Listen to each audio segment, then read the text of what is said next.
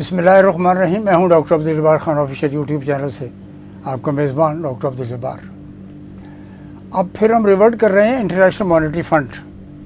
پاکستان کے حکمران اس بات پر بہت خوش ہیں کہ امریکہ نے ان کو فیسیلیٹیٹ کر دیا، اور دوسری طرف اسرائیل کے وزیر اعظم نتن یاہو نے اور چن کر، میں جو بات کر رہا ہوں چن کر مارے گا اگر آپ میں اتحاد نہیں ہوگا، اور وہ ہو رہا ہے. کل انہوں نے یمن میں حمیدہ جو پورٹ ہے اس پر حملہ کر دیا.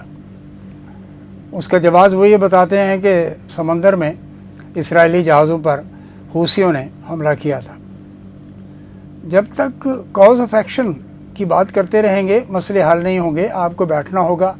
اور اسرائیل اس وقت بدمست ایک ہاتھی کی طرح رونتا جا رہا ہے سب کو، اور جیسے اردن برابر میں ہے، شام عراق ہے، وہ اپنی جنگوں میں پھنسے ہوئے ہیں. سعودی عربیہ میں بھی کوئی طاقت نہیں ہوتا، الائڈ فورسز کا حصہ ہے. مصر وہ بھی وہاں پر وہ بھی امریکہ کے انفلوئنس میں ہے. موروکو، موریتانیہ، سوڈان اور وہاں کی جو نائجیریا کی جو کیفیت ہے وہاں پہ بھی دہشت گردی ہے. عالم اسلام میں بچا کون ہے؟ ایران ہے لے دے کہ وہ ظاہر ہے اکیلا ہے، اس کے ساتھ یمن کے حوثی ہیں، اور حسن نصر اللہ تھے شہید، وہ اللہ کو پیارے ہو گئے. اور ادھر پاکستان، افغانستان، بنگلہ دیش، ملیشیا، انڈونیشیا، ختم ہو گیا عالم اسلام کا جو OIC کا اور جو اسلام کا سب سے بڑا قلعہ ہے. یہ ختم ہوتے جا رہے ہیں، ان میں کوئی طاقت نہیں ہے، اور جو کچھ بھی ہے وہ اپنے ڈیفنس کے لیے ہی رہ گیا پاکستان کے اندر.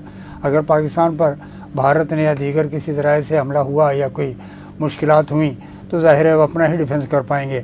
عالم اسلام کے لیے ان کے پاس کچھ نہیں ہے، یہ بات طے ہے، اور اس میں کسی کو ناراض ہونے کی ضرورت نہیں ہے.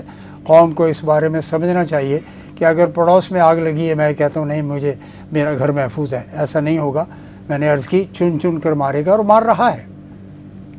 سعودی عربیہ میں ریزسٹنس کی طاقت نہیں ہے، وہ تو پہلے ہی یمن کے خلاف الائڈ فورسز سے مدد کر کے اپنے ہوائی جہاز اڑا کر انہوں نے بمبارڈمنٹ کی ہے. سینکڑوں ہزاروں بچے، معصوم، بوڑھے، عورتیں شہید ہو چکے ہیں وہاں پر. اور بالآخر سعودی عربیہ کو یہ احساس ہوا کہ نہیں یہ اب روک دینا چاہیے، تو معاملہ رک گیا. اور ظاہر ہے اس نے اکیلے نہیں فیصلہ کیا، الائڈ فورسز کا مشترکہ ایکشن تھا، اور مشترکہ طور پر ہی کوئی فیصلہ کیا ہوگا انہوں نے. اس صورتحال میں انٹرنیشنل مانیٹری فنڈ نے آپ کو $7 ارب، اور وزیر اعظم شہباز شریف نے یہ کہا کہ جی مجھے $1.5 ارب اور دے دیں، ہمارے یہاں سیلاب آئے تھے، کلائمیٹ چینج کا مسئلہ ہے، مشکلات ہیں، تو اس کے لیے بھی ہمیں قرض کی ضرورت ہے. $1.5 ارب اور دے دے گا وہ. میں نے جیسے عرض کی ایشین ڈیولپمنٹ بینک کے یا دیگر ذرائع سے بھی پیسے آ جائیں، کنسورٹیم سے بھی لیتے رہتا ہے پاکستان. تو یہ جو تقریباً $235 ارب کا جو قرض ہے پاکستان کے اوپر، یہ دے گا کون؟ یہ تو عیاشی اور اللہ تللے کی حکومتیں آتی ہیں چلی جاتی ہیں، اور عوام اپنی ہی مشکلوں میں گھروں کے بجلی کے بل ادا کرنے کی پوزیشن میں نہیں ہے، اور نہ ہی قدرتی گیس تو ہے نہیں، بل ہیں، بجلی ہے نہیں، بل ہیں، لوڈ شیڈنگ ہے. تو یہ وہ مسائل ہیں جس میں لوگ پاکستان کے عوام گھرے ہوئے ہیں.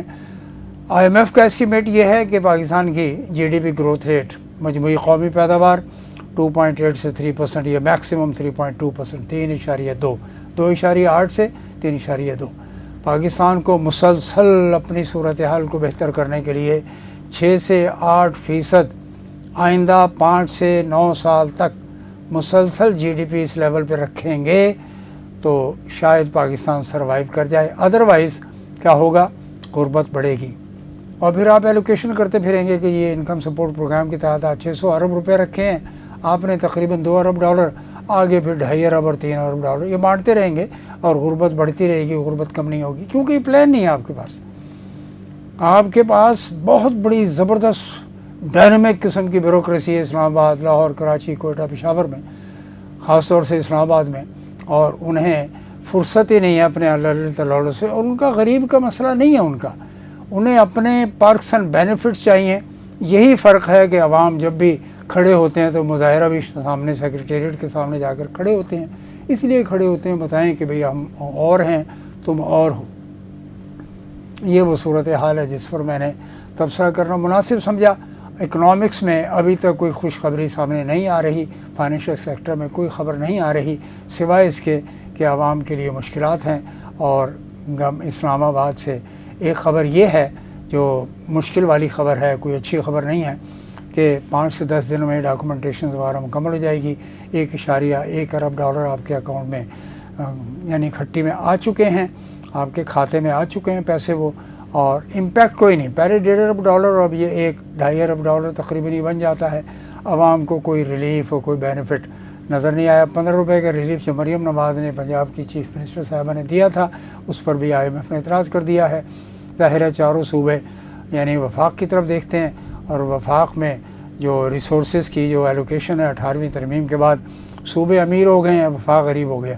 جبکہ وفاق کے اپنی ڈائنامکس ہیں، وہ یہ ہیں کہ آؤٹ لیز ہیں اپنے وہ یہ ہیں کہ سب سے بڑا ڈیفنس ہے، ڈیٹ سروسنگ ہے، اس کے بعد ڈیفنس ہے، اور یعنی بیوروکریسی ہے، ان کی پینشنز ہیں.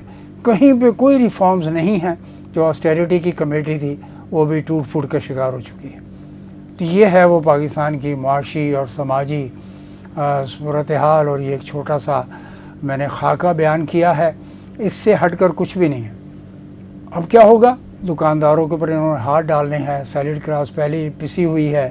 FBI ہر ایک کو نوٹس بھیج رہا ہے، ہر شخص کو نوٹس بھیج رہا ہے. شناختی کارڈ نمبر پر نادرا سے ڈیٹا لیا اور انہوں نے بھیجنا شروع کر دیا. لوگ کہاں سے دیں گے جناب؟ لوگوں کے پاس روٹی کھانے کی نہیں ہے. انریسٹ بڑھا رہے ہیں FBI صاحب. اور یہ جو اورنگزیب صاحب جو آپ کو کہہ رہے ہیں، وزیر اعظم صاحب جو فرما رہے ہیں کہ عوام پر دباؤ ڈالیں، دوسری طرف کہتے جی ہماری عوامی حکومت ہے، پیپلز پارٹی ان کی کولیشن ہے، اور MQM کچھ بھی نہیں ہے عوام کے پاس، ان کے پاس دینے کے لیے. ظاہر ہے اپنی اللہ تللے اور اپنی شاہ خرچیوں سے ان کو وقت ملے گا، فرصت ملے گی. کوئی ریفارم نہیں ہوئی ہے، کوئی بھی ریفارم نہیں ہے. میٹرو چلتی ہے، میٹرو بھی ڈیمیج ہو چکی ہے جگہ جگہ سے، یعنی مسائل ہیں، مشکلات ہیں. ٹریک بھی خراب ہو گیا ہے، پلیٹ فارمز خراب ہو گئے. ریپیئر کی گنجائش نہیں. نیا میٹرو آپ نے بنا دیا عوام کے لیے، ضروری ہے بنایا جانا چاہیے. کوئی سہولت عوام کو تو حاصل ہو جائے. یہاں کے شاہ خرچیوں اور اللہ تلل عیاشیوں سے بچ کر اگر کوئی پیسہ بچ جاتا ہے، عوام پہ خرچ ہو جائے. بہت سے مسائل ہیں. یہی مسائل ہیں لاہور میں، فیصل آباد میں، پشاور میں، کوئٹہ میں، بلوچستان میں.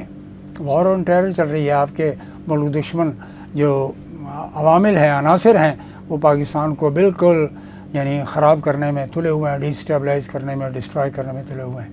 اور افواج پاکستان کو ظاہر ہے اس آپریشن کے لیے مزید فنڈنگ آپ کو ریویو کرنا تو ہے. IMF نے بھی کہہ دیا کہ 18th امینڈمنٹ کے تحت نیشنل فائنانس کمیشن وغیرہ جو ہے، اس کے ایوارڈ کو آپ کو ریویو کرنا پڑے گا. سب سے بڑی خبر یہی ہے. اور اگر یہ ریویو نہیں کریں گے تو آپ کیسے پیسے یعنی وفاق کے لیے بچائیں گے؟ تو وفاق کا خزانہ جو ہے، جس کو کہا جائے وفاقی مرکزی خزانہ، وہ بینکرپسی کے قریب ہے. آپ ہمارے چینل کو سبسکرائب کیجئے، مشورہ دیجئے، ایکٹیو گفتگو کیجئے، بیل آئیکن کو دبائیے، اور ہم آپ کے تبصرے اور آپ کے رسپانس کا انتظار کریں گے. والسلام. بہت شکریہ.